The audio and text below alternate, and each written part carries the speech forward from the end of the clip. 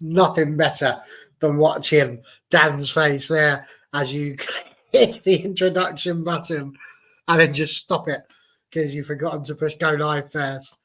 And then the little look on his face of to go, what's happened here? Is there a problem? I don't know. There you go. Hi, welcome to All for United, the place where you can come and drown your sorrows again, having been lifted up to the highest of highs and dropped down to the lowest of lows. It reminds me a little bit of a ride that they used to have. I think it was either Alton Towers or Thorpe Park, and it would literally just take you up and then sort of count down from 10 and then just out of nowhere just drops you down. And that's kind of what happened, but without the exhilarating fun feels that we would usually have. Nonetheless, we're still here because that's our job and that's what we're supposed to do. Call it a job, not getting paid for it. So some might wonder why we're doing this to ourselves, but there we are, and it's your opportunity to get involved. Put together a lovely little panel this evening, as ever. We've got my right-hand man on my left-hand side, Mr. Danfield. How are you, sir? Annoyed, frustrated, frustrated. You know, the usual. Just there's no words anymore. I don't think. I'm really struggling to put it into words. What is going off? I'm gonna get you a thesaurus for Christmas. I think that'll help you, so you can start coming up with some new ones. That will do it. Evening NT, lovely to have you with us again. And of course, just below the pair of us, holding us up, standing on the shoulders of giants as we are at this moment in time, it's the one, the only, Mr. John Neville. How are you, sir? Yeah, evening, Barry. Yeah, still feeling pretty down after last night, to be honest. It was one of those where, you know, we thought we got the job done, but yet again let ourselves down and let down by some very poor officiating as well. Yes, cruel fate is a cruel mistress, so we get told, and it's an interesting thing. We look at the game against Liverpool that we had in the FA Cup. We were joyfully screaming about that last late goal that Amad Diallo managed to score, and then we've been kicked in the chops with it twice with Brentford and now with Chelsea. So who knows what the weekend might bring, but we shall get to that tomorrow, really, because today is all about it's just about yesterday. Now, the good news is we do have a fourth member of our boy band that we put together here, and he will be here shortly. He's just at the moment driving in from wherever it is he spent his Saturday afternoon. But we've got Jarvis Cocker joined, not the one from Pulp, who come out and upset Michael Jackson, not that one, but our friend from Norway.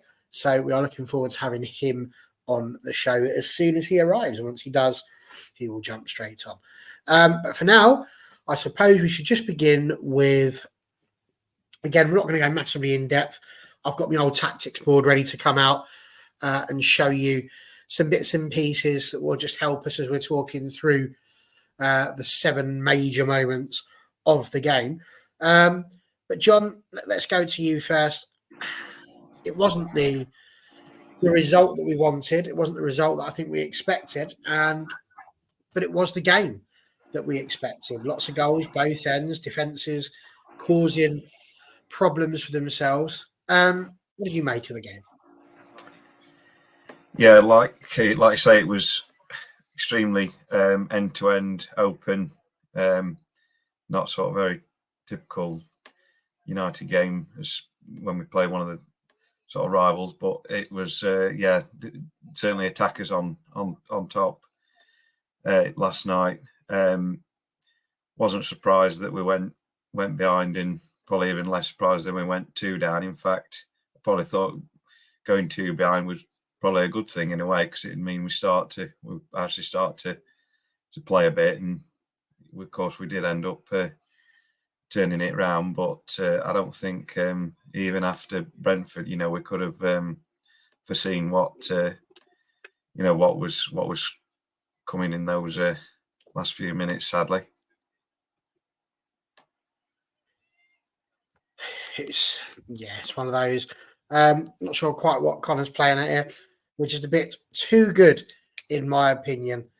Well, we shall see. What does it say here? Are we going to be one of the first teams ever to finish in the top six with a negative goal difference?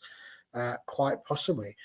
And that's a lovely kitchen with a dash of magician chic, says Bath Time. I'm fairly certain, John, that's not your kitchen. No, that's I'm in there. I am upstairs in the bedroom, actually, not a kitchen. There you go. It's like wardrobe things. You can get those in the bedrooms now, all snazzy and glossy. As you can see, I've moved. That's because I needed the TV in front of us in the hope that England women are going to save the footballing week for us. They're doing it at the moment. Leslie Russo, boo, scoring for England. So we are 1-0 up. So I'll keep you up to date with that if you are interested. And yes, the most defeats in the Premier League season for us is 12. We already have 12, 8 games left. Just Liverpool at the weekend. So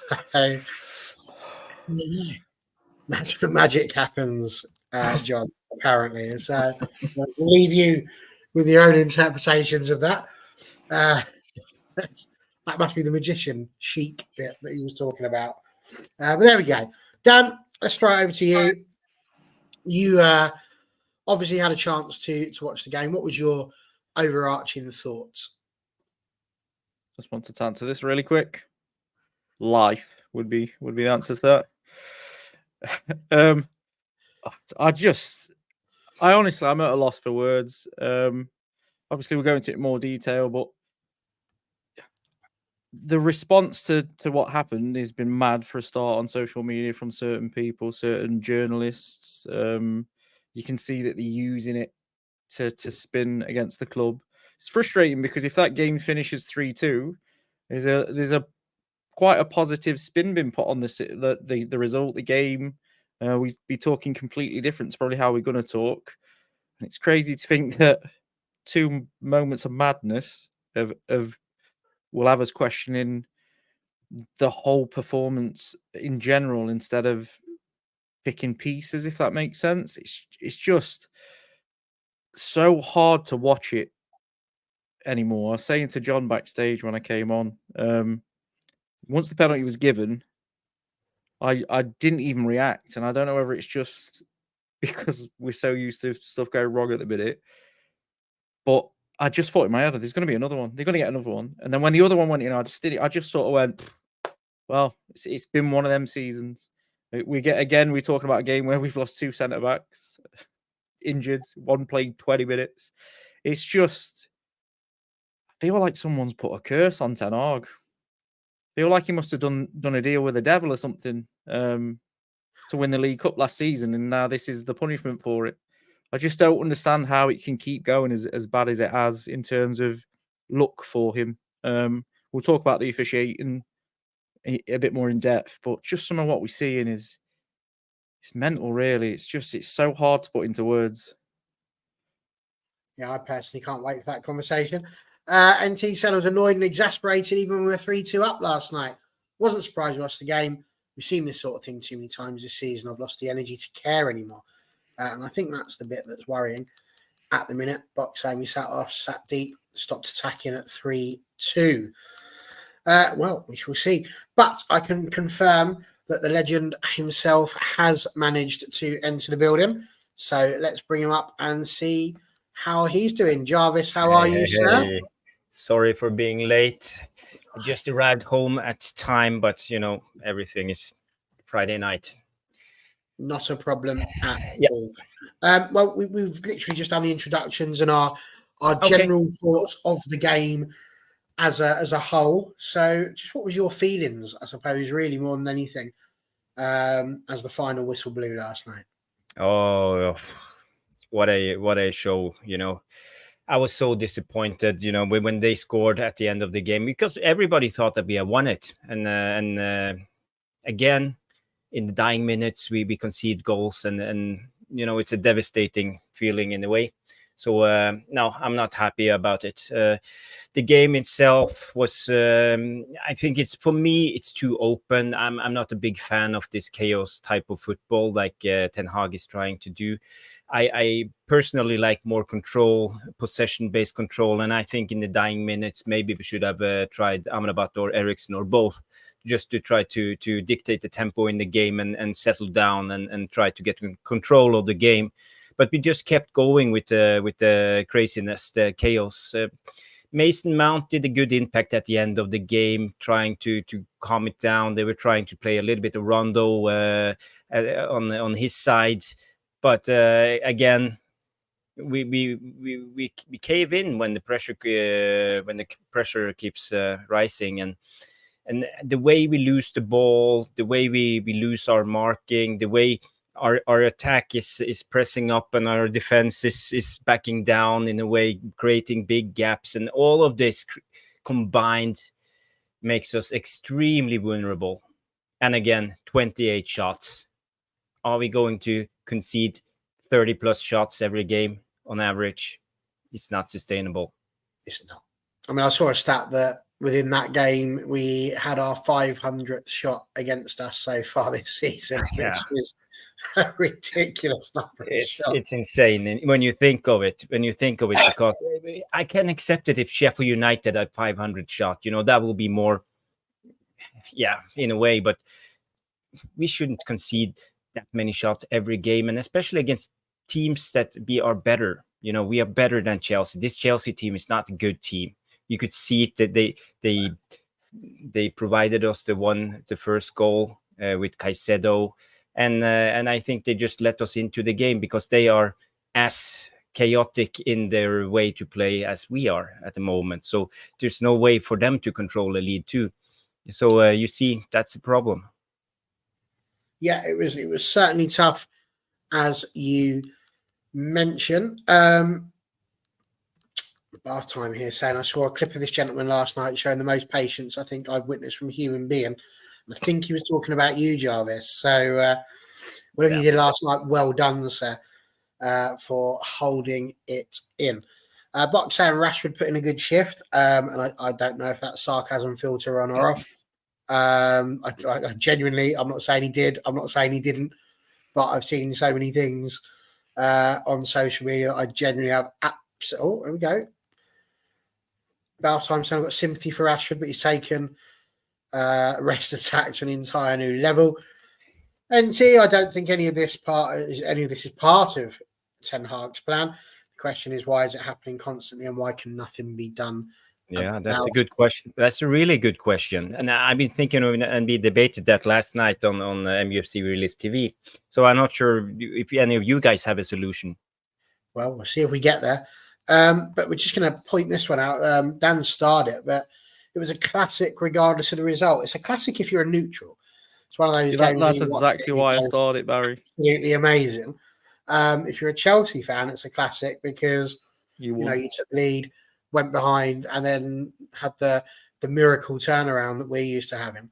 But as far as we're concerned, I think the only three letters that would work in that are the middle three, if I'm honest with you, because that's kind of what it was a pain in. But yeah, go on. You start it, so yeah, that's exactly why. I had a couple of people message me saying like, "What a game! What an advert for the Premier League! This, that, and the other." And it was for every neutral that was watching. It was an absolute cracking game of football. For any United, well, for a Chelsea fan up to the 99th, 98th minute, it was absolute agony, and we loved it. And then by the 111th minute, it was the other way around.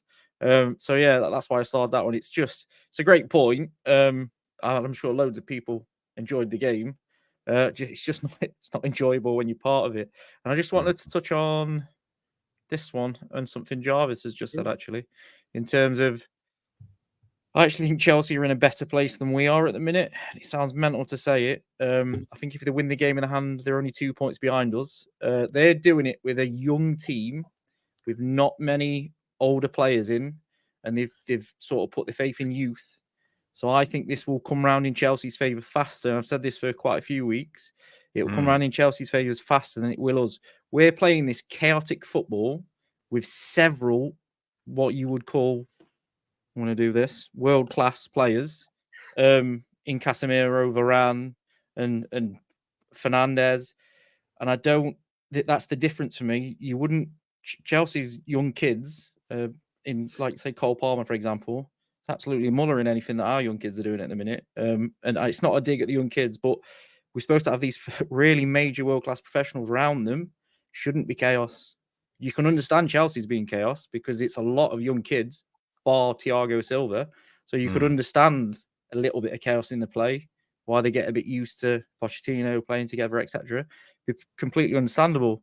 You can't have that same understanding with what's going on at United because we've got enough experience on the pitch. Even with injuries, there is enough experience on that pitch for it not to be chaotic. There should be some form of leadership on there when we're just not seeing it. Yeah, no, for sure. A lot of chat at the moment about one of the sheikhs being able to put in a lawsuit. I think if anybody is expecting Qatar to do anything at Manchester United in the next 2 years, you did not read what went through because Jim Ratcliffe has got the keys to the city effectively for the next 2 years. And then there's questionable things as to what the Glazers might do. So could it be a Sir Jim and Qatar tag team eventually? Time will tell, but it's certainly not happening anytime soon. That's for sure. Right, let's get to it. So last week we pulled out on Monday in the WFC some rather interesting graphics where I pulled out all of the touch maps, all of the passes for every player in the Man United women's team because I wanted to get the points across. And I think sometimes, Jarvis, you mentioned it a moment ago, to talk about the attack being high and the defence and the gap that's being left and all those sorts of things. We talk about it on here. But obviously, because we don't want to infringe on any copyright or anything like that, we don't show the clips, we don't show things like that. So as a result, it can sometimes get a bit lost in translation. There's not really that evidential push within it. So what we've done is, I say what I have done is spend an hour or so just popping through the highlights, popping through the goals. Now, obviously, the joys about what we did on WFC was that it was on the FA player, so I got to see the entire game, which made it very easy when you're doing touch maps. When you're doing the type of thing that I'm doing now, you've got the camera angle, and that's about it. So I'd say it's about 85% accurate in terms of where we are, but obviously whatever wasn't on the camera, we couldn't see. And we've got to talk about the first goal. Kobbie Mainoo has had an absolutely superb season. There's no getting away from that, but everybody makes mistakes. And this right here was it. So you see Kobbie Mainoo when he loses the ball. It's a straight pass, didn't quite go as well as he would have liked it to. Now, what alarmed me at this point is when you look how many people we've got back, this shouldn't present itself as a major problem. There's 4 players in red there for Manchester United, 3 for Chelsea, 2 that are clearly about to break away, but Mainoo and the guy who was passing to on the left-hand side were obviously in a situation where they could follow. So it shouldn't have ended up being a massive drama until, of course, they get to the box. So when they get to the box, we see this. This is where the cross comes in with a bit of deflection. Now, this is what I was talking about. You lose all these people that were in the middle purely because they're not on the camera. But again, we're in that situation where the only people that were visible are there. It's 5 against 4, effectively. And what absolutely blows my mind is the fact that we've got, again, a situation where there are 1, potentially 2 Chelsea players on the edge of a box that have been left behind. At this point, every red dot that you can see is looking backwards. They're not looking at what's happened behind them. And as a result, obviously, we get the first goal, which happens here. And again, it wasn't a cutback as such because they're trying to cross the ball in and it's deflected towards Conor Gallagher. So we're unlucky in that respect. But when you look at what's happened there again, you see the midfielder only just about coming back. But the interesting thing here is that if we wasn't calling this a goal, you would say the 4 defenders have done a rather good job. The big problem here is the midfielders have not managed to come back in order to cover their defenders this time. The defenders are actually doing a really good job. They are touch tight to their players. They know that the player they've got isn't going to pull away from them. They're in a great spot. So what's happened there to the midfield, John? Can you explain it?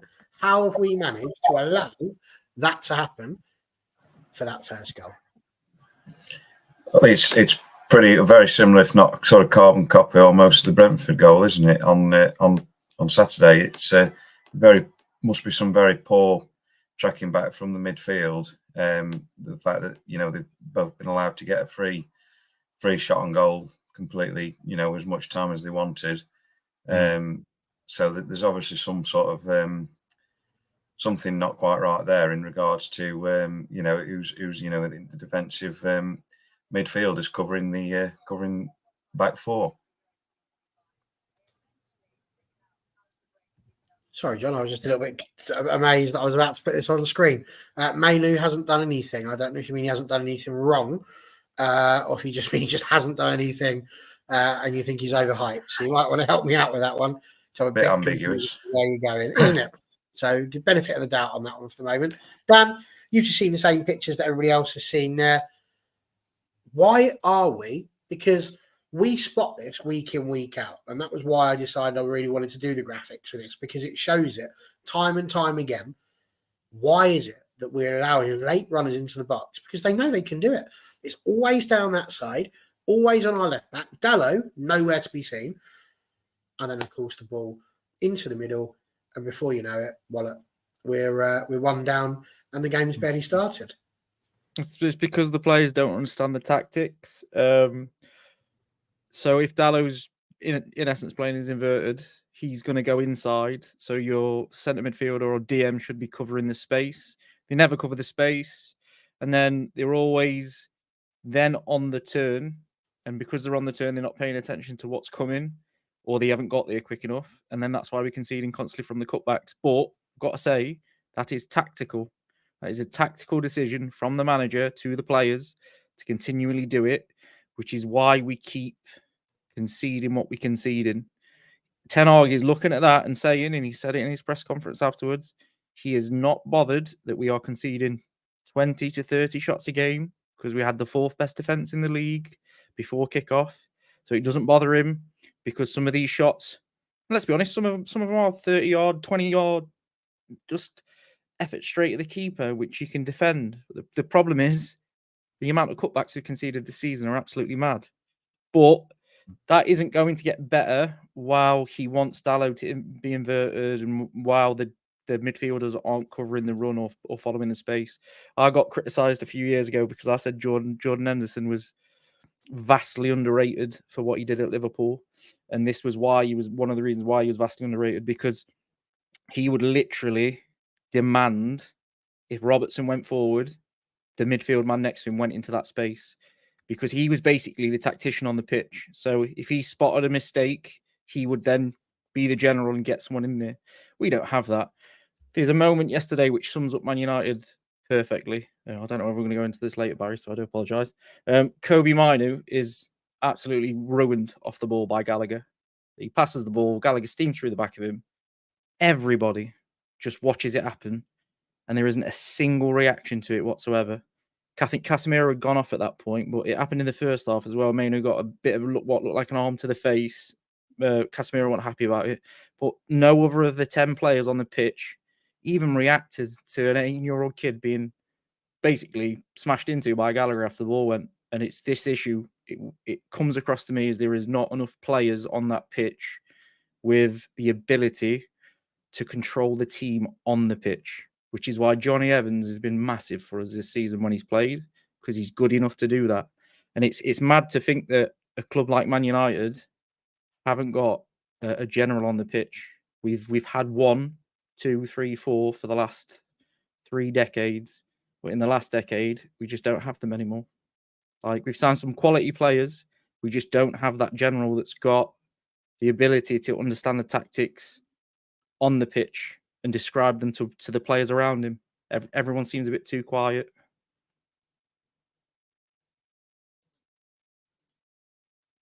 Oh, you're on mute. So I am. I was just saying, Bath Times had a couple of things to say here. He's put, is that how the 3 defenders are actually set up? It's incredible. They're not in the standard cross for defending cutbacks, let alone zone 1 to 4, 14 without a pivot player. But I think what's also mentioned is you talk about needing the diamond. What I will say is this isn't a Chelsea attack. This is us losing the ball. So at this point, we're trying to attack. So there is an element with this one, at least, that we are being countered. So you expect certain players, for example, Dallo, if he's up the pitch and he's advancing with the ball, you'd expect the right back to have shifted over, the centre backs to have shifted over for Dallo to be up. We expect that. That's ordinary football for you to be moving along with whereabouts you are with the ball. But the drama for me is at that point, the midfielders, there's plenty of them. We can see it. It's not like we're missing midfielders there. There's 4, 5 of them. One of them completely empty. They've all got the opportunity to get back. And because they've got that opportunity, it's a worry for me that those midfielders did not manage to get back in time. For me, that's the huge bit that's really, really, really worried me. And as PJ says here, lazy midfielders too far forward. I'm not sure that they're too far forward. But I can't really say anything about the first bit, and that's kind of the problem for me. Jarvis, how did you see that first goal? I mean, we've looked at what the graphic shows us, but it's not ideal, is it? First of all, Barry, impressive with the tactics. Wow, what the graphics! More to go. Yeah. That was good. I love like tactical boards and the dots and the balls. Oh, no, not balls. Sorry. But very good. When it comes to the goal, I think Chelsea are building up from one side. They are building up from their left side. And Bruno is dragged over to the left side. Højlund is dragged over to the left side. And Casemiro is behind them to cover in the press play. And they play a ball into the central area. And suddenly, Garnacho on the other side have pushed into the middle. So suddenly they are 2 guys covering one Chelsea player, Dallo and Garnacho. And what happens? They are not communicating well. So at the moment the ball is played to the Chelsea player with 2 Man United players, Garnacho is running away and Dallo is caught a little bit off guard. So so for me, it's about communication. And this is one of the things that I was critical of Ten Hag, because I think he gambled with changing up the right back and the left back, and Garnacho on the left again.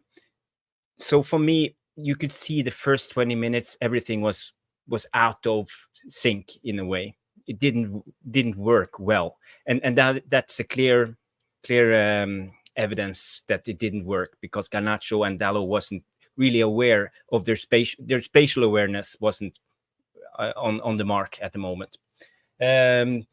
Dallo, Mainu wins the ball. There's a miscommunication again with Garnacho, because he starts the run, but Mainu plays it sideways. So he's in front of the ball and he has to back off. So Chelsea wins the ball, and suddenly they are 2 against 1 on their right side, our left side. And what happens in the box, it's just one of those. Casemiro, he because it shifts back and forth 2-3 times. And Casemiro, he actually just lose control and he just drops down to try to play it safe. And actually he did the right, in a way, choice, because the ball was coming into the box in front of the goal, but it was deflected and then Gallagher was free. So what happens for me is the changing of the fullbacks and a little bit of the communication. And this is what you get from players like Garnacho, because he's a young player. He's not developed the sixth sense yet to understand things like this quick enough. He's excellent going forward, but when it comes to positional play defensively, sometimes he's a little bit off. And you can't learn it right away. You need to get it through experience. So I'm not too super critical about this goal. It's just one of those. I mean, I think it is. There was definitely a big element of luck, I think, in this one, and bad luck with that one. Yeah. Mainu, if you gave him that pass to make again another 99 times, it'd make it no problem whatsoever. But on this occasion, it was the wrong decision. And as I say, we all make those. But then the fact that it was deflected, into the position. This was not somebody deliberately cutting the ball back. So it wasn't a tactic in that respect, but it was the case that we have these players on the edge of a box that are just sitting there waiting for whatever it is that might come back to them. And we But if I can say something, Barry, about the tactics, if you take it all the way back to Chelsea starting the build-up of the attack, we press with Mainu and Bruno. Those are the press players, and none of the other players fill the gap in between them. So there's a huge hole in the middle of the pitch, and this is what we have seen all season long, since the first game of the season with Wolves, with Neto and Nunes, Cunha, all just running straight through us like a butter through like a knife through butter. So it was.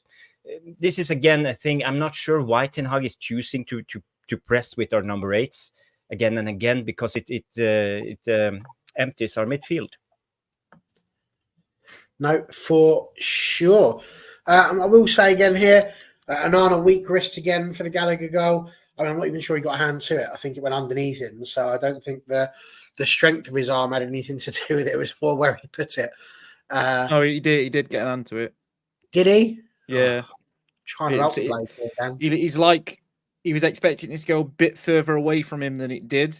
And it sort of I think he was actually expecting it to go to his right. Yeah, well, he seemed to like push his arm out and then have to pull it back, and it just sort of hits his hand and goes under. But I'll be a bit fair. There was quite a few bodies in front of him, but he probably maybe should save it, to be honest. You would expect him to. Yeah, I mean, there was a few in front of him, but it was straight down that little gap. He only really had two options, straight at him or to the right of the goalie. I think my bit was more generous that he might have tried to be going for the right, but didn't it go through Varane's legs? I don't think it went through. I think it went past everybody. Okay. So, but absolutely, PJ should save it, and yes, he has conceded quite a few of those. Yes, keep him for the first goal. Looked like Patrick Swayze helping Demi Moore with her pottery. There we go. Well, I don't quite know what to make of that. So, whilst you're envisioning Andre Onana in Ghost, please like and subscribe if you haven't already. And if you're enjoying, I say enjoying, it's difficult to enjoy, but if you're finding it informative and fun, then please do. It is wonderful if you can do that. Now, on to the next one. I don't really have a huge amount, John, to sort of say about the penalty that was conceded, other than all we've put here is the positions that people are in. Because my question to you on this is quite a simple one. It's one for the whole panel. Obviously, the first question is, did you think it was a penalty? But beyond that, my real question is, does he need to dive? Now, I missed out on this one, was the referee. The referee was directly behind them. So his view was looking straight at what was going on. And what he would have seen is Anthony wrap his leg round, realise that he was making a really big mistake. So standing up, not going down. And of course, the other guy falling over at the touch, which you can hardly blame the bloke for, because that's modern football and that's what they do.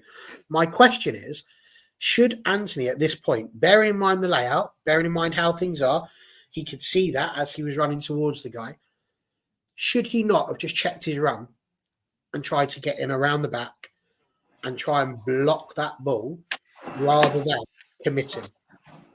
Because to me, the way these players are positioned, again, there's 3 defenders there for 3 attackers, but the midfield, if they can get back a bit and help, you've got that ability to come out and help with Anthony. So I don't know.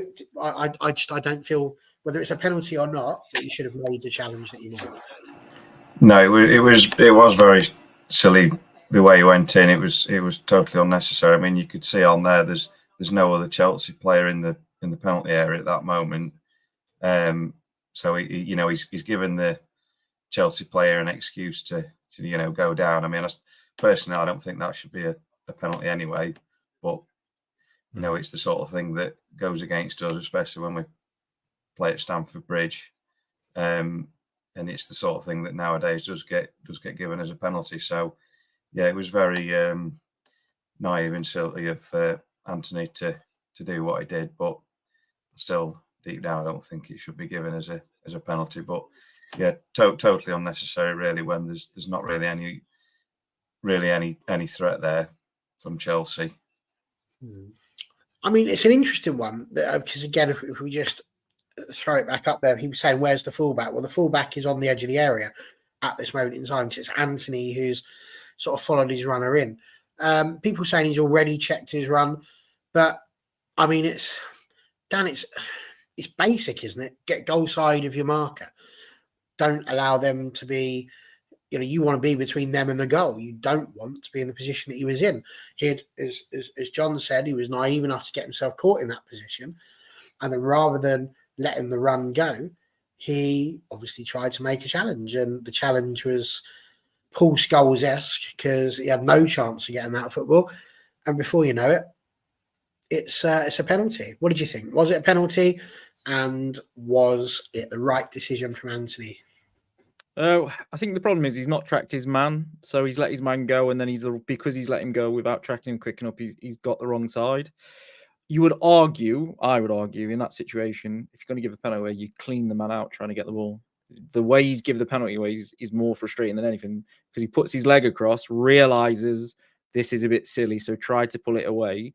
I didn't think it was a penalty at first, and then I've watched it back a few times, and I think there's like thigh-on-thigh contact as he's running away. So I think it's one of them that if it doesn't get given, I think VAR would probably give it because of the thigh-on-thigh contact. So I would probably say the penalty is the right decision on that one, and Anthony's a bit daft. It just annoyed me because if you're gonna make a tackle out, just try and do a Wan-Bissaka and get your leg all the way around if you can and get it that way. If you miss, you miss. Like, if you're going to make a mistake, go all out while you're making the mistake. And then the other issue is just not realizing where you are on the pitch. He could have let him go, and he's got to pick out a perfect cross to get the man in the box, or it's going to go to an honor, or one of the defenders are going to intercept. I don't think you'll have to bring up the graphic, but I don't think there was a possibility of a cutback on that one, which would have been annoying. But yeah, I think Anthony's just made. So yeah, we should have enough there to cope with the ball across and a cutback, really. It was just a bit naive from him all round, really. I've praised him this season for his ability to track back and follow the run. He was a bit too slow. It's a bit too slow to track the run. This is it, isn't it? I mean, he's not a defender, Jarvis, and he is tracking back, and he is doing all of the things that you would want your right-sided midfielder to do. He's helping Wan-Bissaka out. He's doing his bit for the team. The drama is that really he's made it too easy for the ref to blow that whistle because the minute there was contact, no matter how minimal it was, he was never, ever, ever going to be able to get away with that. He's the wrong side of the defender.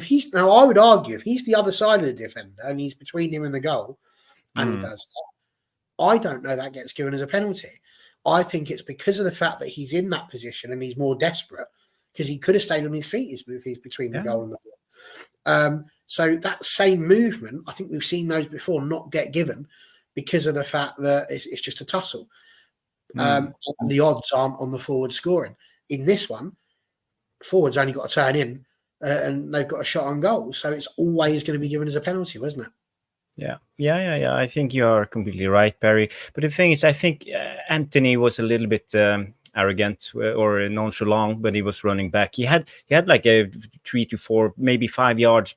He was ahead of Cucurella, and he just looked at him, and suddenly then Cucurella exploded. So we got those couple of yards extra, and he came on the wrong side. You know, he's marking as an attacker, not as a defender, because a defender always stay on the right side, defend on the right side from the goal. And another thing was, I think Mudryk, who was the left-sided winger at that time for Chelsea, did a great job. He didn't let Wan-Bissaka come close enough before he let the ball go. So in a way, there's many things that could have been done better. Wan-Bissaka's aggression at that point, he could have been tighter up into his man to close down Mudryk. Another thing for me, I've been thinking about this. If it was Arsenal, for example, can you imagine Gabriel and Saliba one of those. Maguire, he went into default mode and just backed into his own goal. I bet you if it was Saliba or Gabriel, they would be right on him, backing up and clearing that ball off who came in from Mudryk. And if Martinez was on the pitch, he would have done the same. So this is a small differences between the center backs, and Maguire, he likes to drop down and get the ball against him, but he's not aggressive and trying to seek up the ball and defend. More on the front foot. So there's a lot of things in this goal, but again, it's on a transition. We're on a way up and we lose the ball, and Chelsea counterattack on us again. So again, we're vulnerable because we play without control. And this was it. It was really interesting listening to it on the radio as the game was unfolding, because you were hearing that we're actually doing quite well. We're playing a good game. We've just had a couple of sort of mad moments just there. PJ talking about Scholes, and NT saying Scholes was a perfect tackler. I don't know what anyone is talking about. There you see the eyes. That helps us with the sarcasm. We love that. And as Bartime says, the only issue you can raise with AWB there is he has to wait for the channel, the space between the fullback and centre back to be covered before he engages the ball carrier. Raja, I do hear what you're saying about the defenders. We will get to that, but we're in dissect mode at the moment. We might have a brief look ahead to Liverpool. We have got a whole show dedicated to that tomorrow. So if you want to come back same time tomorrow, don't go anywhere now. Stay where you are. You miss all the fun things that we've got planned. But yes, come back tomorrow as well. We will preview that massive game against Liverpool. So listen, it was feeling a bit grim, wasn't it? But if there's one thing you can rely on when it comes to Chelsea, it's that they're just as bad defensively as we can be. And it only took a moment, only took a minute, as Take That once said. And before you know it, we are back in with a shout. And again, this was it. And I found this one to be really quite interesting, because there's positives in this, and I felt there was negatives in this as well. So what we see with this particular graphic is we know how the game goes. We know that the ball is given away, and you can see where the ball is there. That's Garnacho picking the ball up and going on his run. The reason that I've got all of these arrows pointing here is because for me, I find it really interesting seeing where the people run to. So by the time you get to the second ball where Garnacho's actually taken the shot, you'll notice that all four of the Chelsea players have made it back. Two of them either side of, to the right of Garnacho. But what I found interesting was the runs of the Man United players there. Let's make it clear, it was an absolutely superb finish by Garnacho. Brilliant individual goal in terms of maintaining the pace, the accuracy to put the ball in the back of the net, and also to not be shoved off the ball and put off, which was obviously trying to happen. But for me, as I'm saying here, the other two, why do they stop their run before they get into the area? When we're talking about our attacking play, let's imagine now that that's not scored and it gets saved. If it does get saved, what actually happens is that the keeper would push that out to the left-hand side. And that, as you can see, is a really easy collection for the Chelsea defender who's at the bottom of the screen. And our players are nowhere near it. So if there's any seconds, we're not going to be in there to get it. That's just going to be a save and a wasted opportunity. Why is it? And we'll see this again as we move further through these slides as well. Why is it, John, that there's no urgency to get into the box? Because all the top-level strikers like Højlund, love the guy, but why is he not trying to get in the box in the hope that Garnacho misses so that he can sniff out one of those tap-ins?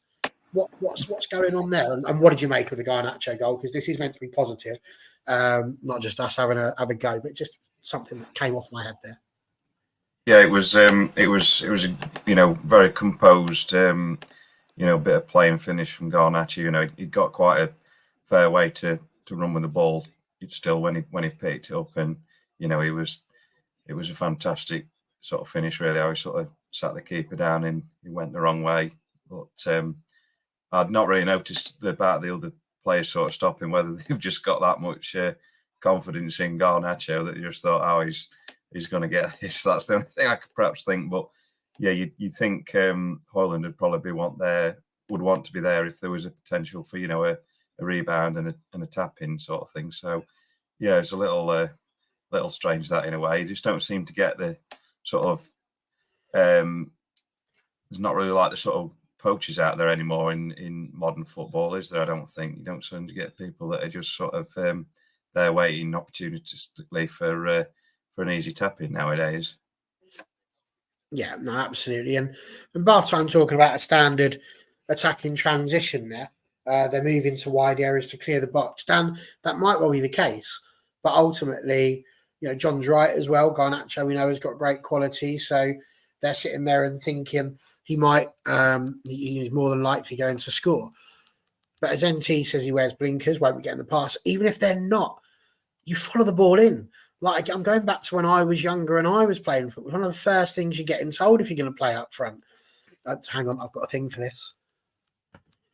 When I was playing football, you'd be in a situation where you were told, follow the ball into the box. You don't just leave it there. Why are we not following the ball into the box? And then tell us a little bit more about just how great Garnacho is. It's lack of anticipation. It's lack of desire. You look at, I can't remember what team it was the other day. They were losing. Sorry, they was winning. It was Man City. They was winning 4-1, and Aston Villa was breaking, and there was about 7 players chasing the man with the ball, and they 4-1 up in the 86th minute. And it's all about desire, anticipation, passion. We're just lacking that at the minute. You could argue that maybe they thought Garnacho was going to score. A pessimist like myself would argue that we've seen quite a lot this season that Hoyland's not expecting the pass. And other players maybe don't expect the pass, so they stop running. There's actually one in the second half. I can't remember if someone goes on an absolutely rapid run. I think it's Anthony. And Hoyland picks the wrong move. He goes into the box instead of just hanging back, and he would have had a tap in if he did. It will come with them playing together. You can't be too harsh with them in terms of it. Garnacho is fantastic in one aspect. I might get pellets for this, but he very much reminds me of Nani. Very, very good on his day, but so frustrating at the same time. He could do things that's better for the team and not as good for himself, but he'll often pick what's better for himself.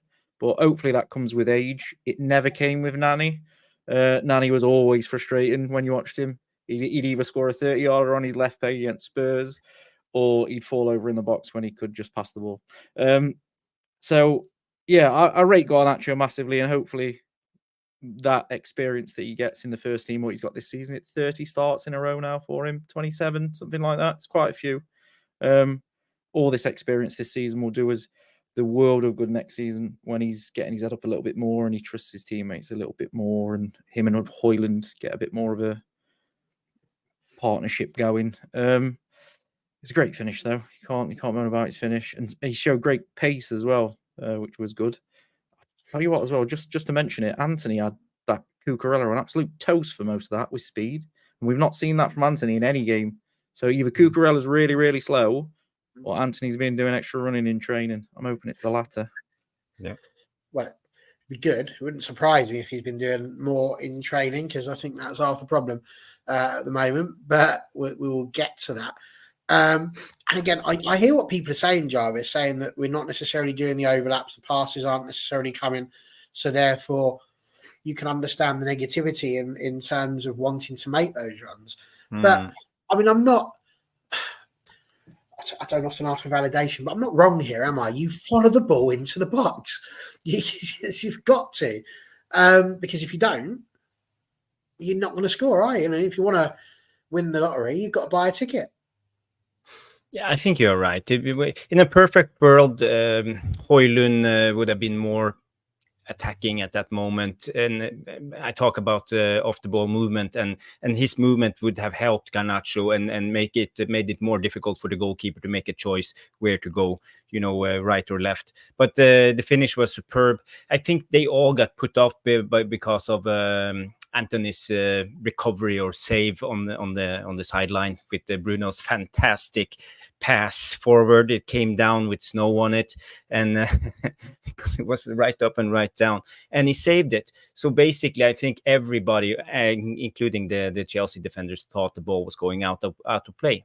But they saved it, and Garnacho had a brilliant finish. But I see what you're talking about. Maybe Højlund should be more active in that role, because he stops basically, or just jogs after and just watches Garnacho. So there's things to improve.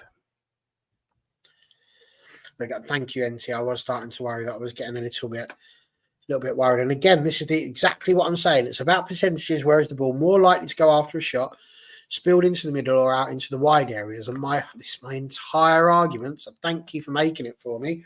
With that picture, you look at where the people end up at the moment that Garnacho struck the ball.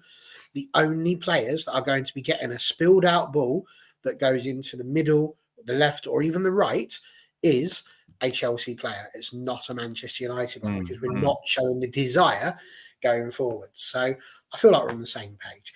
Lots of people talking about Anthony, and he did some fantastic things. I felt it was, as NT says here, potentially his best game in Manchester United shirt. I think I would be inclined to agree. I think he had an absolute blinding game, really. Now, in particular, this ball.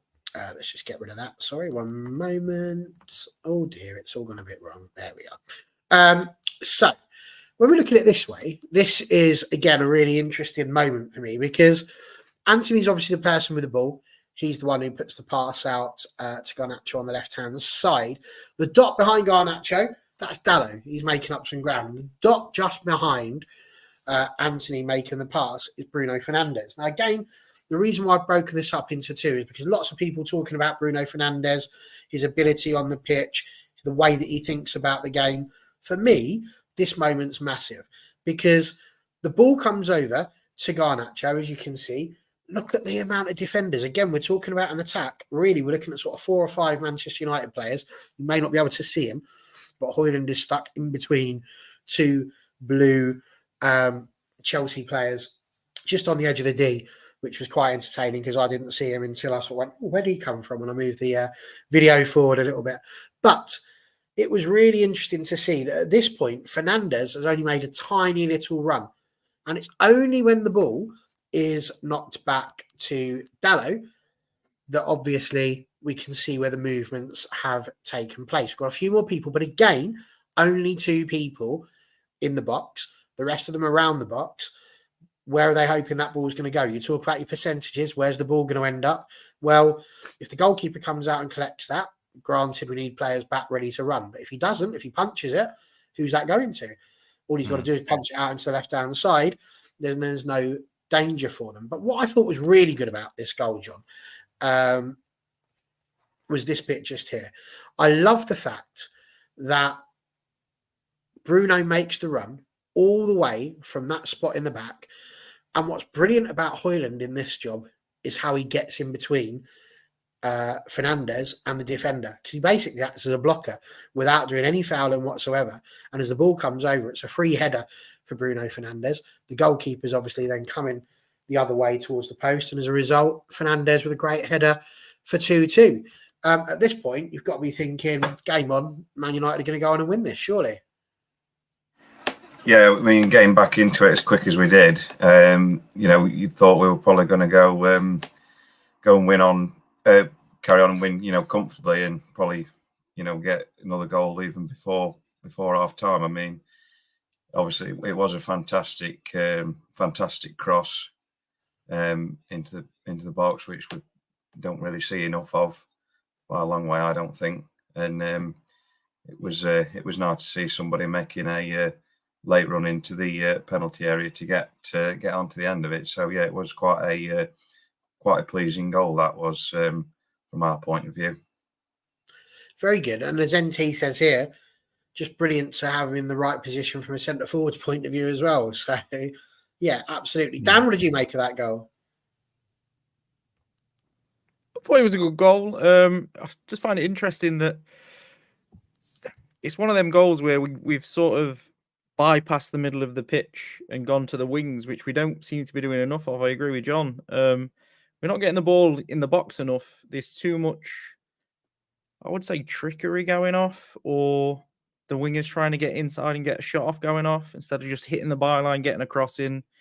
You could argue that maybe we haven't got the players on the pitch in Fernandez. Well, you wouldn't expect Fernandez to be at the back post knocking a header in. And by the way, great shout from Fernandez as well, because it really very much looked like Haaland was going to try and head it. Yeah, it's just, I find it interesting that seems to work. We scored quite a few goals like that, and we don't do it enough in the games. We don't play the percentage. So try it 5-6 times and put the defenders under a bit of pressure. A lot of our shots yesterday, because we had quite a few ourselves, were from central areas, wingers cutting in and shooting, Fernandez shooting from distance when he shouldn't be shooting. Try and work it wide, get it in the box, try and slip a pass in, try something different. And when we tried something a little bit different, get it wide, knock it back, get a cross in, it was a really good goal, to be fair. It's quite easy on the eye. No, absolutely. And Jarvis, the one thing that we've been spoilt with as we've grown up is to have had Gary Neville on the right-hand side along with David Beckham. We've been used to having fantastic crosses of the ball.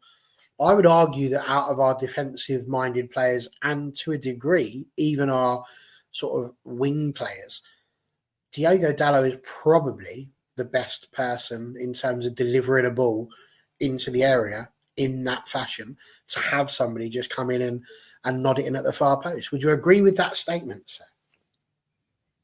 I wouldn't say Dalot is the best of crossers, but he's decent. He's the best we got, to say it like that. Not the best in the league, God no.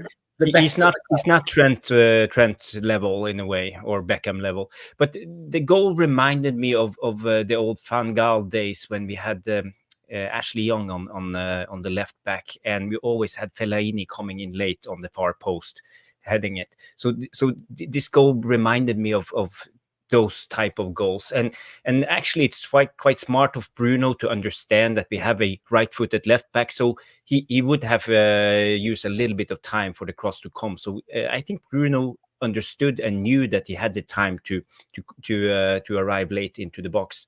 So big up to Bruno for understanding this, and it's a beautiful cross from Dalot, I must say. The Højlund thing, I think that's a little bit of on the coincidental, because he doesn't. I don't think he understands really that Bruno is there before he hear probably Bruno shouts, and then he's perfectly placed in the middle of Bruno and the defender. So in a way, yeah, it's good. Højlund is where he should be, always in the middle of the box in front of the goal. But good for Bruno. No, absolutely. And I thought, like I said, it was a good goal, but we went a step better. And again, we don't need to labour the point with this one. But what I thought was, again, really just a delight was the way in which this goal came in, because it looked as if Anthony had overrun the ball maybe, and that he wasn't going to get a cross in. He's not got a right foot really to be delivering this sort of cross. So he does what all players without a right foot would do. He just goes, well, it's fine, I'll just curl it with the outside of my boot instead. And literally curls it in behind the defenders. You can see again, in terms of going forward, it's just the 2 or 3. We only have a few players that are pushing forward in this game against Chelsea. And when you consider the graphics we've looked at, we've had maybe 3 to 3 or 4 players more often than not joining the attack. And again, John, this goal, I mean, it was a delight, wasn't it? And at this point, we're thinking, that's it, 3 points, brilliant. That's Chelsea put to the sword. Probably go on and score another 2. Yeah, you just took the word out of my mouth then. Yeah, it was delightful balling, wasn't it? It was pinpoint, and Garnacho made a fantastic run again to get on the end of it. But it really takes some real skill to put a cross in like that with the outside of your foot. It was very very pleasing to see that was, and sort of pleased for Anthony that he managed to pull it off. Absolutely. NT saying Quaresma's Trivellas were art back in today, which is also true. Good old Ricardo Quaresma. Where he is now. Dan, what did you make of the goal? Because, again, there's not a huge amount to dissect there, but it was certainly one of those where at this point, we're in the ascendancy. We're feeling like that's it. We've done the hard work and it's party time. Yeah, I was actually happy with Ten Hag's sub because I thought Hoyland was off it yesterday. He was isolated a lot and he was doing what he did at the start of the season, which weren't getting himself involved in the game much. So I was quite happy Rashford came on because there was loads of space in behind Chelsea. I thought Rashford would be able to exploit it a little bit. Turns out that he got on the turn really well. And again, we've gone wide. I mean, it's an incredible cross, but again, we've gone wide with the ball and tried to go down the wing. For me, it's the assist of the season. It's ridiculous what he's done there. And then Garnacho's spotted where the ball's going to be. Goalkeeper's in no man's land. Good finish. It's not much more praise you can give it. It was just, again, really pleasing on the eye. And at that point, 3-2, you would hope that they've got the mentality to kick on, maybe play counter and nick another one. Maybe not. No, it worked out. But Jarvis, for you as well, that's 3 goals, and all 3 of them really have come from good counter-attacking play. Yeah, again, it's a transitional play, and it's good from Rashford setting up Anthony, and Anthony, crossing on his outside. That's brilliant. That's probably the assist of the year. I agree with Fields, and the finish also. He has a lot of courage, Garnacho, on that finish because the goalkeeper is on his way out and he's not showing any fear. He just put his head in and follows through and scores a goal. So big up to Garnacho again because.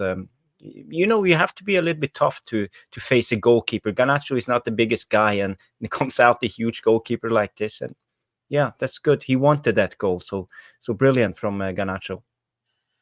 Really, really, really was. And then we get to 97 minutes of 98 to be played. We can just end it now. We can just end it now, Barry. We could. We don't want to talk. We don't want to talk about the last 3-2. But sadly, this is where the talking points are. So if you thought the last 45 minutes were interesting, the next 15 or so, Dan's so upset. He's literally, I was just going to say, he's gone off for a little cry.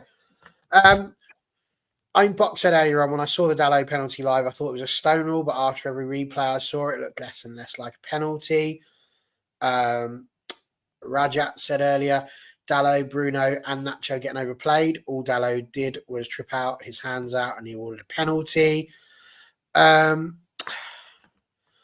It was incredibly difficult, I have to say. It really was incredibly difficult, this one. I did the graphic, not that it really matters, purely because it's not really about where people were.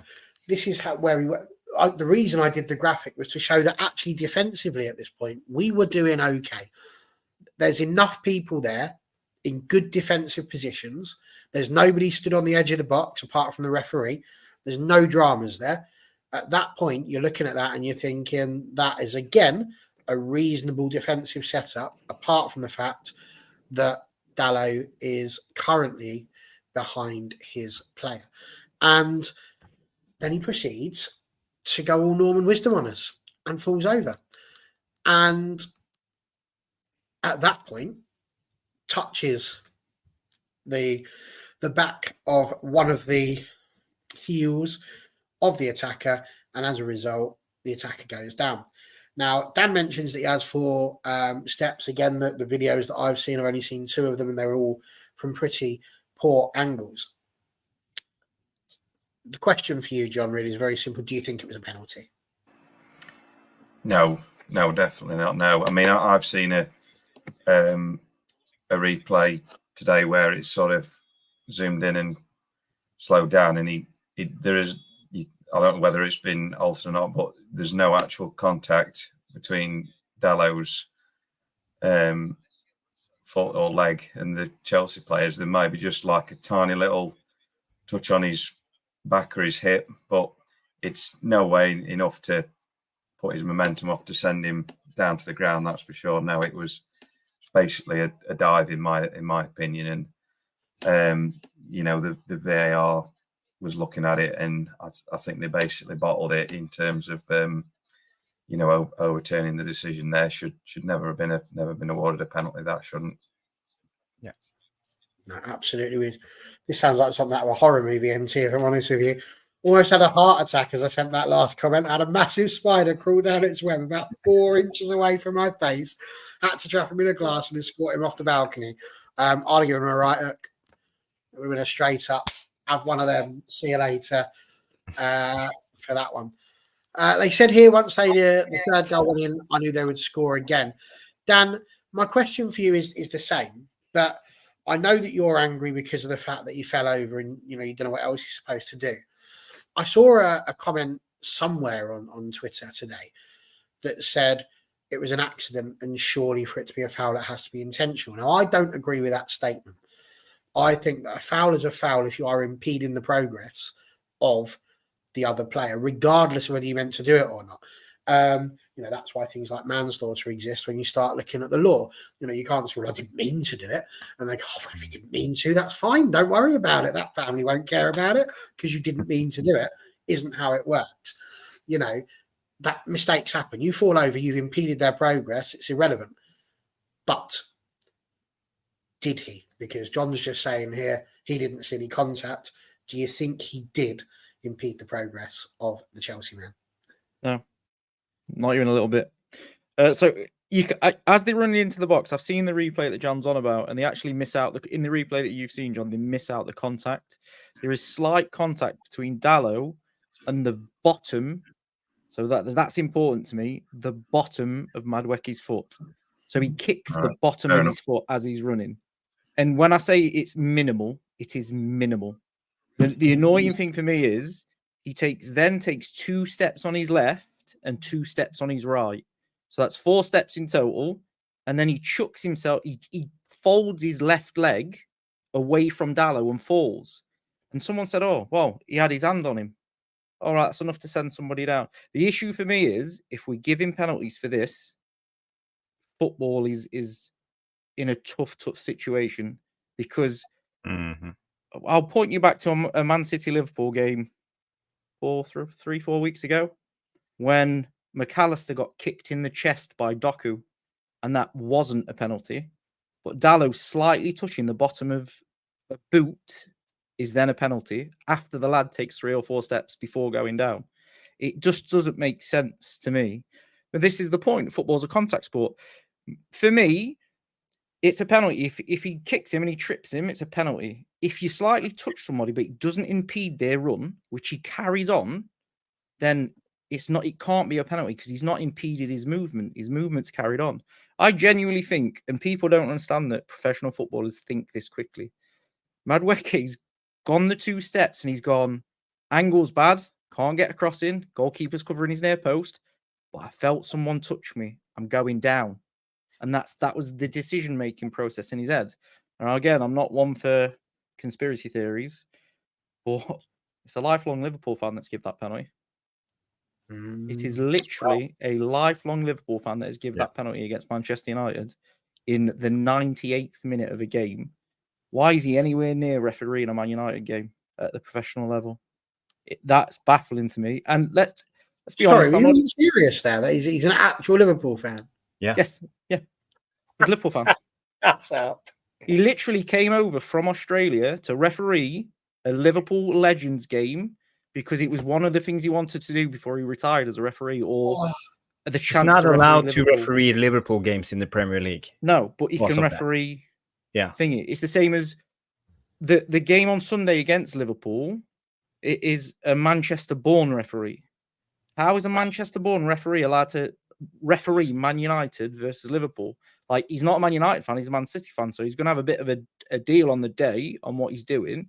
I just find it, we would not have got that penalty. That penalty would not have got given for us at Stamford Bridge. That would. I mean, this is the thing, PJ. Of course they do, but if you're, it's a conflict of interest, isn't it? You can't have somebody who's, in a team going for the title like that. But then I don't know. Are we? We're not really touching Liverpool, or Chelsea aren't either, really. So in that respect, it's not a conflict of interest in that. It's just that Liverpool fans don't like Man United. So that's how it works. But I did not know that either. Neither did Bucks. Jarvis, simple enough question for you. It's effectively what we've been talking about. But again, look at where the referee is. At the point when Dalot falls, it blocks the ref's view. So the ref at this point must be thinking, okay, I think I've seen contact. It's, accidental, but still enough to make him fall over. So I'm giving the penalty. You would imagine the conversation with VAR goes like that. Do we think we've actually just hit a position where you can't blame the ref for this? Maybe it's the VAR and the fact that they couldn't find an angle. I mean, John's only just talking about an angle now that shows no contact. They just couldn't find an angle that was going to overturn that. And if that's the case, in that sort of situation, do you say no penalty and get VAR to look at it? Rather than VAR was obviously checking it out, and they spent, I think it was 3 minutes or something, just to figure out if there were contact, and they spent an awful lot of time checking out that small touch underneath his foot. So how they can by certainty say that that's a contact and that's not a soft contact, because we know soft is a thing that not gives a penalty. We have heard the VAR talk about it. It's too soft. So this was hard enough to be a foul. And another thing is, if that wasn't the case and it was Dalot's arm, when it comes to handball, if you fall on the ball down naturally and the ball hits your hand, it's no handball, because your arm has to be somewhere and it's natural. Correct. So when Dalot falls forward, his arms are natural, and he has to take the fall. You can't just face plummet. So in a way, how can they give a penalty if it was the arm? So they have a lot of explanation to do. And I think VAR and the PGMOL are painting themselves into a corner right now, because it's very hard to come out of the precedence of this will haunt them for a long, long time. So it was a bad decision, and for me, no penalty. And if it was the other way around, we know the result. It wouldn't be a penalty for Man United. Can I just put it a different way to you, Barry? So, if they didn't give that penalty, do you think VAR steps in and gives the penalty off the contact that was there? Well, no, that's what I mean. And that's the point. I feel almost like, when they used to say that offside, they were going to give the advantage to the attacker before VAR came in. I feel this is the same sort of thing. And is that just because it's happened to us? Probably. But you're hitting a point here where it's the difference between 3 points and catching up to top four potentially. And just, it all depends on what the ref says. If the ref says, I feel like he's got a little touch on him and he's fallen down, was there enough? Because like I say, the two angles I've looked at, it's not enough. And I think what PJ says here is spot on. You couldn't overturn it because of clear and obvious. It wasn't clear and obvious that the contact wasn't made. I think if it's the other way around and he says no penalty, and VAR looks at it, I don't think they overturn that either and say yes it is, because they can't, I don't think, prove the level of contact that was there. Have you seen the reasoning from the PGMOL of why it was given? No. So quite incredibly, they said the speed in which Madueke was moving meant the slight touch on his boot was enough to send him down. Oh, shut up. That is legitimately the reason they gave the penalty. They're saying that because he was moving quickly and at speed, the small touch on the bottom of the boot was enough to send him over, which is why I put so much emphasis on his ability to take 2 steps on his left foot. If you have impeded someone that much, they don't take a step. It's exactly the same for me as Jota against Newcastle. When he got a touch from the goalkeeper, he carried on running, realised it was a bit of an angle, so it was easier to go down and get the penalty, more likely to score. Let's be honest, he wasn't. Jota cocked that up. He could have just tapped it into the empty net, but that's what happened. But that is the PGMOL's reasoning for giving that penalty.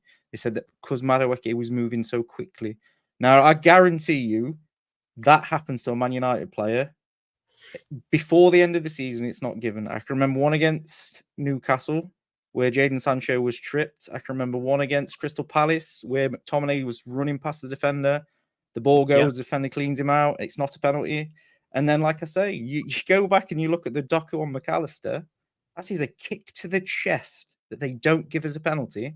But then they've given this slight contact on the bottom of the boot.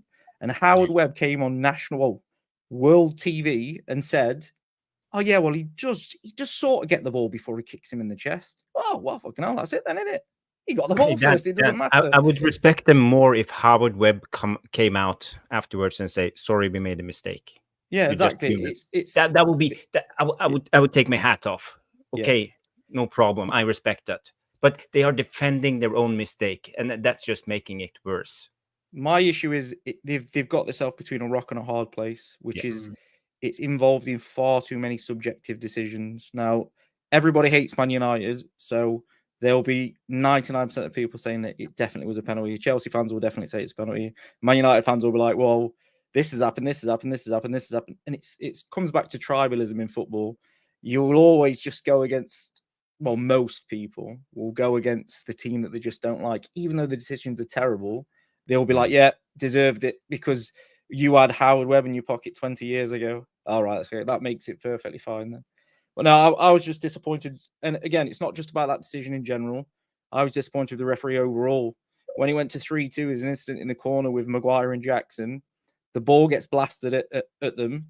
It hits Jackson's arm, to which the linesman gives a free kick to Chelsea.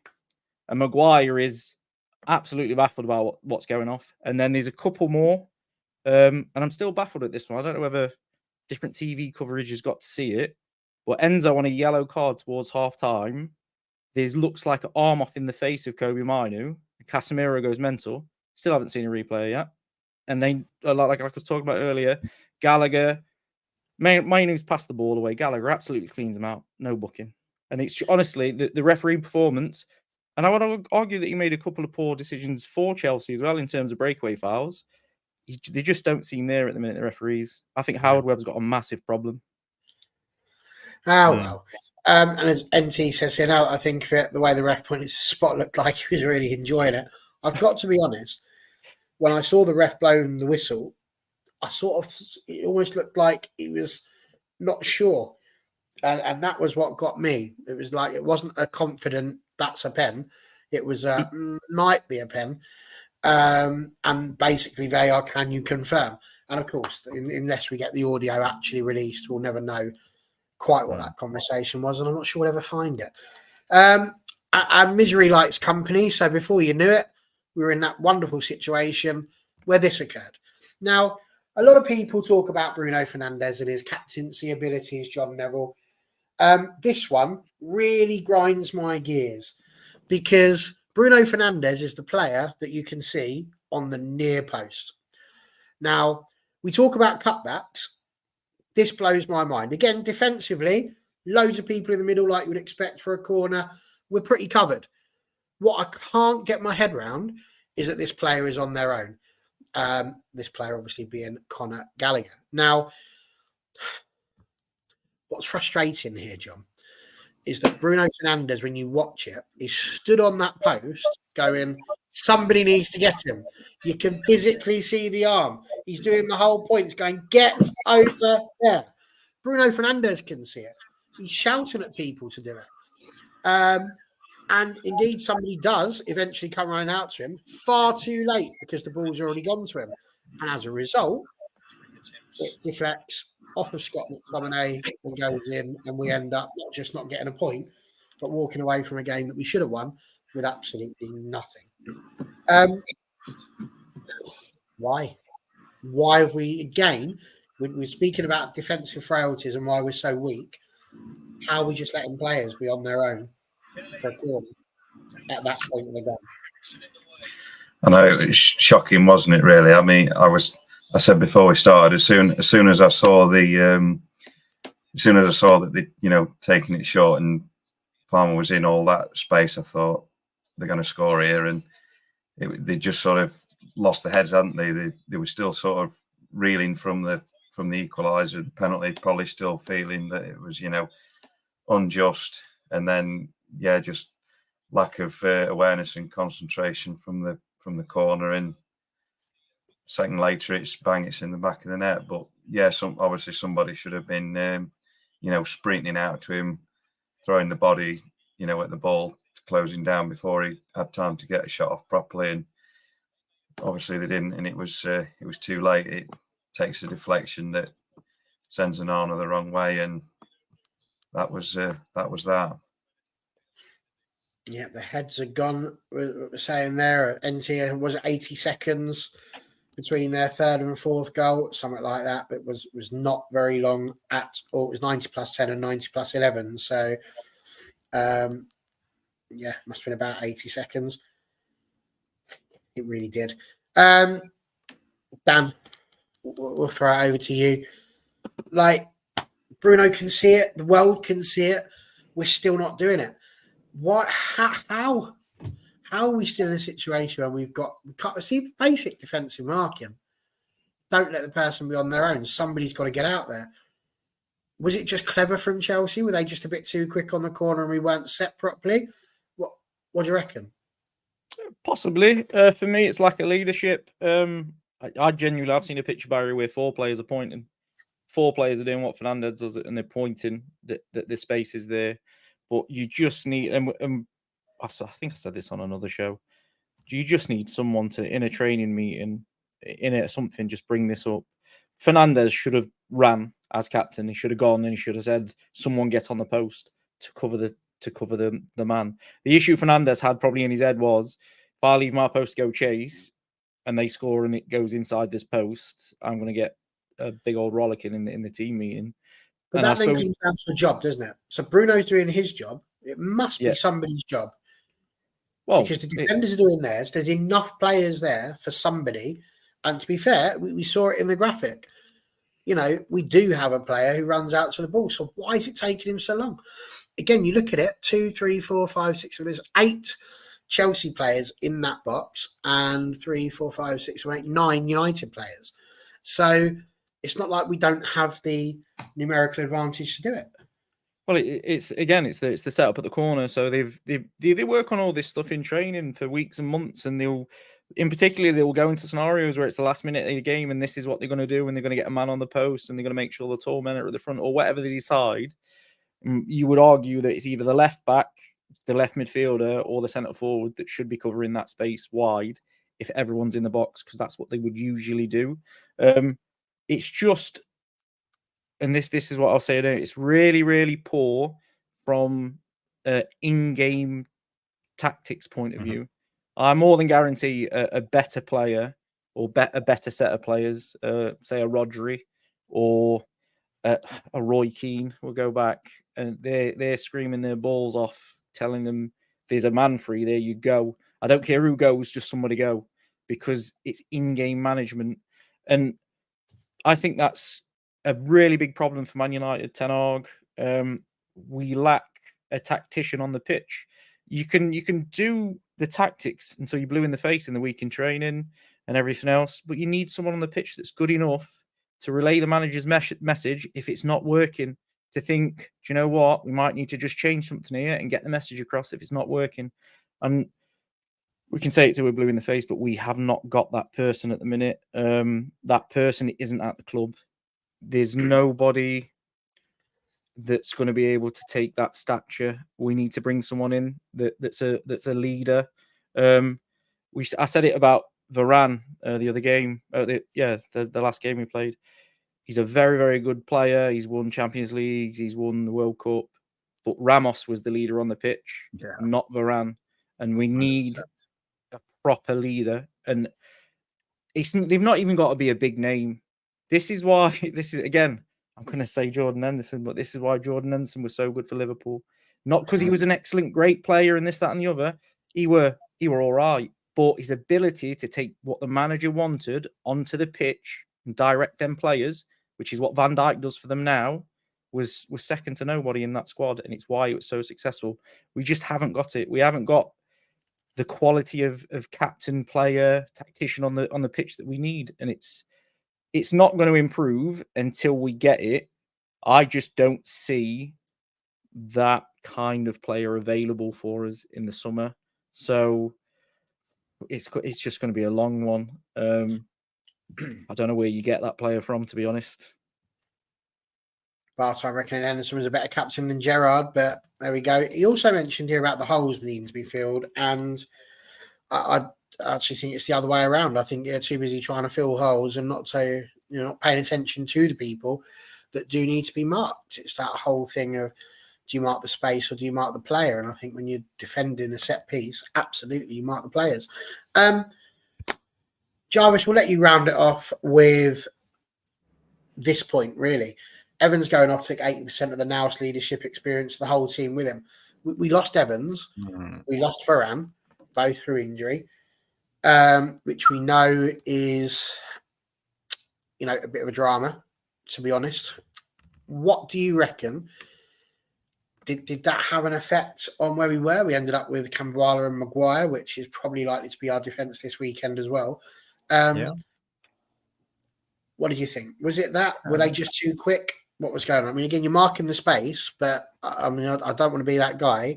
It's not the space that's the problem there, is it? They are marking the space. That's entirely it. There's no space apart from that great big, absolute, I nearly swore there, massive whacking bit of space that's clearly been left there by the fact we're not marking the player.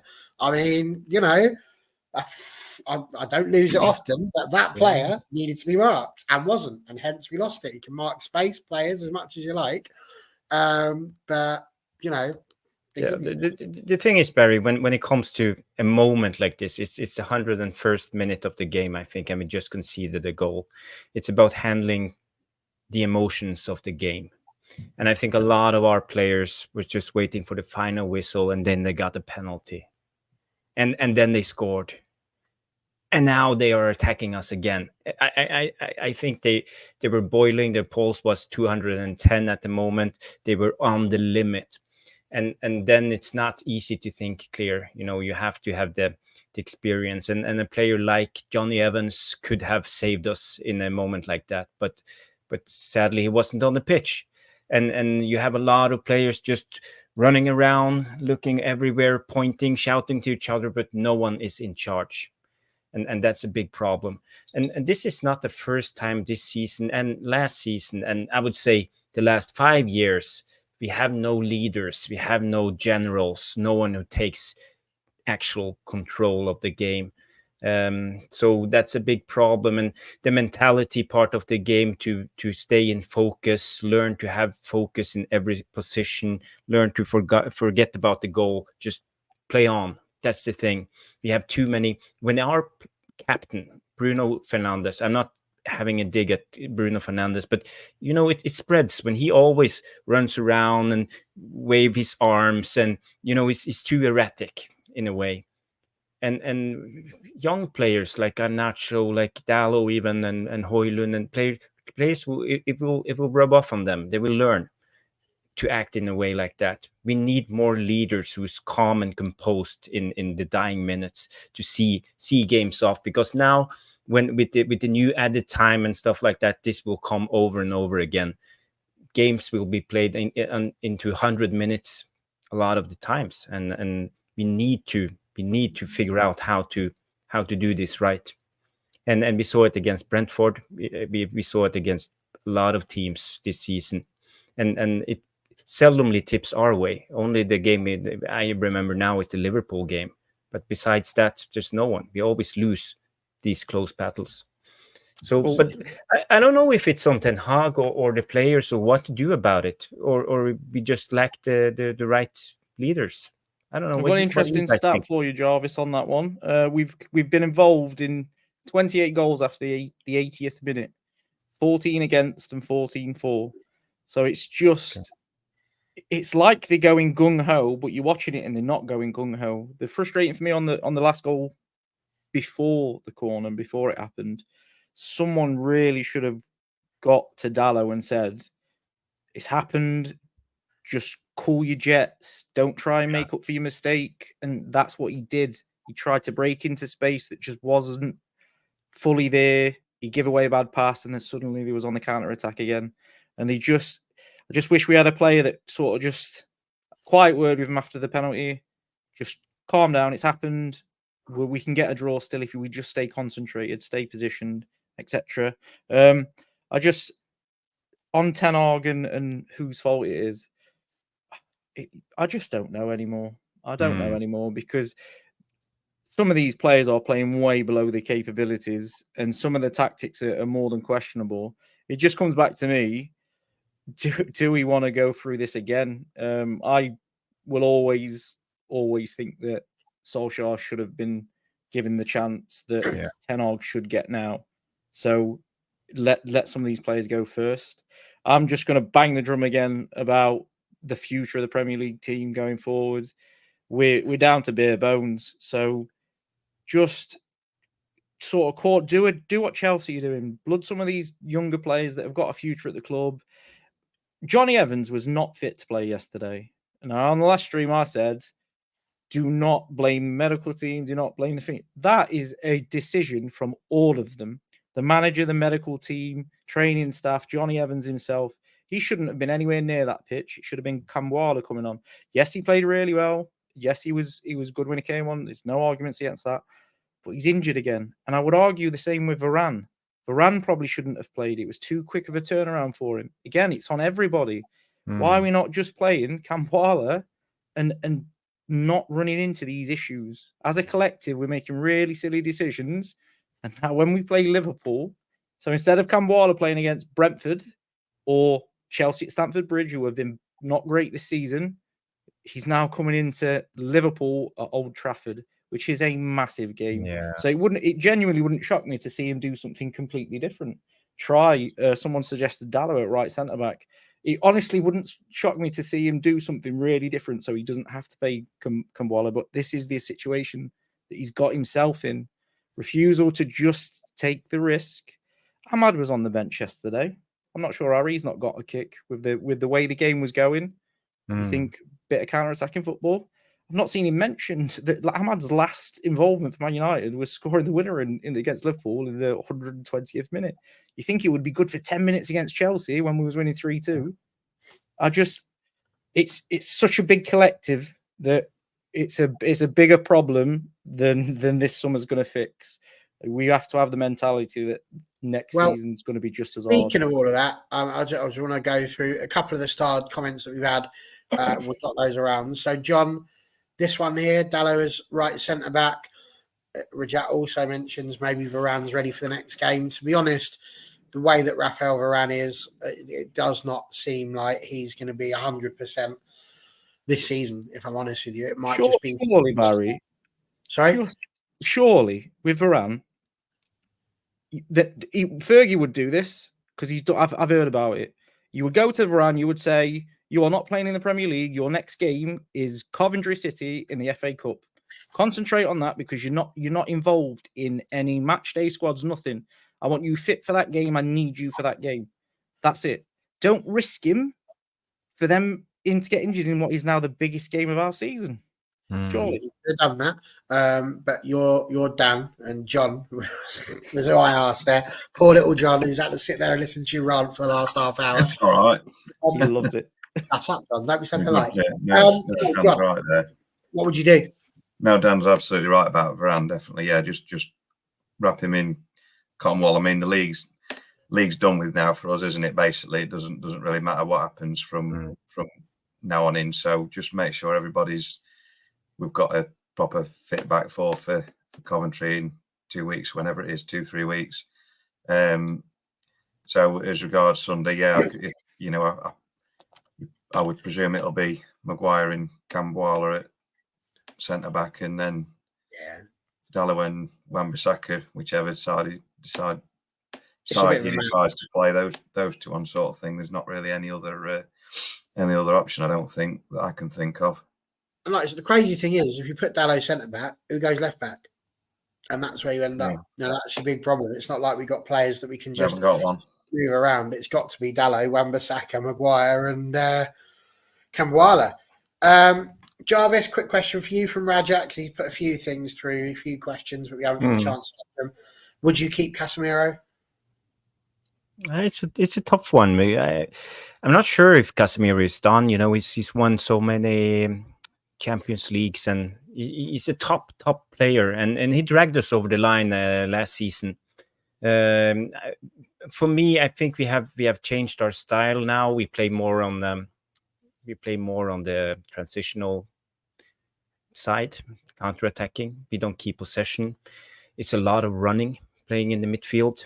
We would be better off with Caicedo in the holding midfielder than Casemiro, in a way, a player who can cover a lot of ground. That's the biggest problem, because Casemiro is so good. He's so good on headers, winning duels, reading the game, but you know, he's not like Kante or Caicedo. He's not that type of player, and the way we play now is very hard, because we play with I would say, like a extreme man marking setup, especially in the midfield, and we have to follow. And now in the Premier League, the opposition, they move so much. There's so many traps. People run out of position. People slide into the other position. So Casemiro, I would like to have Casemiro, but then we have to change our style a little bit. Maybe play a more zonal type of defense, more double pivot.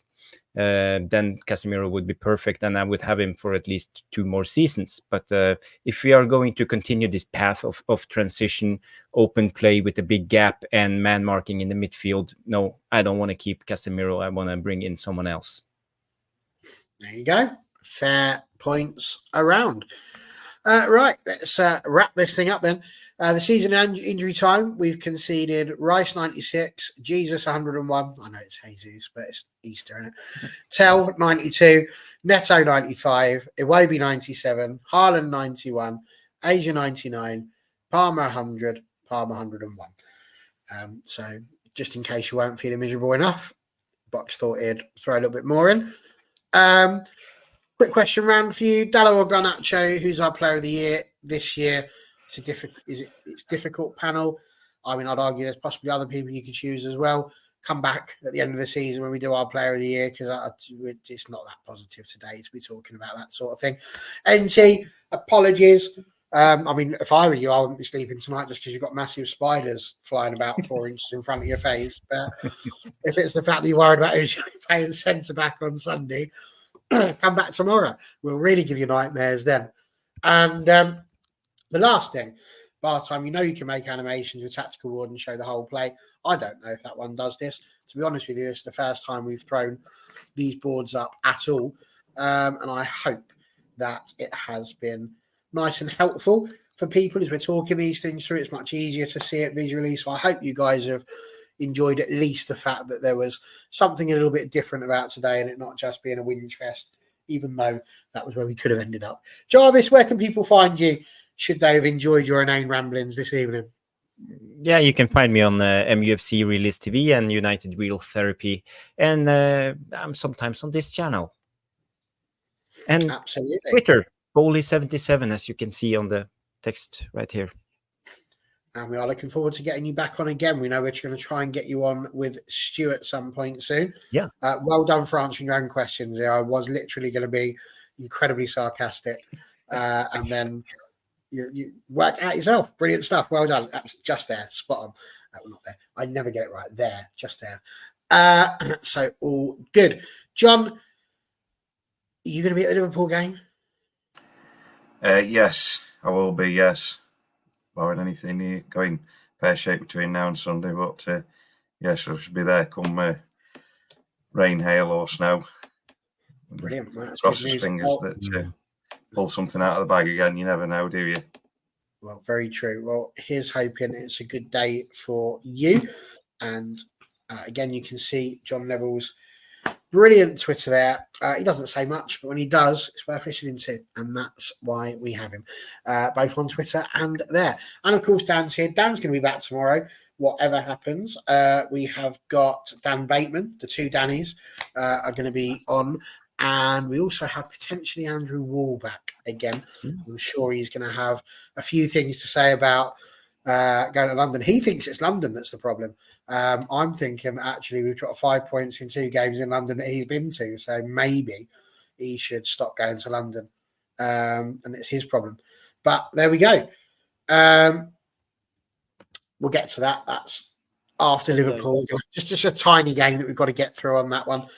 But then after that, we can have all the chat that you want about the remarkable Coventry City and how, just honestly, if they knock us out, there won't be a reaction show if they knock us out, because I'll be on the floor fainting, having not understood what's gone on. Either that or masses and masses of whiskey. Right, brilliant. Listen, it's been a good show. More therapy. We've got through it all. We've made it there. We've had a more of a tactical look rather than a whinge, because we've had too many of them. 12 of them, in fact, this season. So really good that we were able to have something a bit different. Thank you very much, everyone. We will be back, like I say, tomorrow night, 8:30. Take care.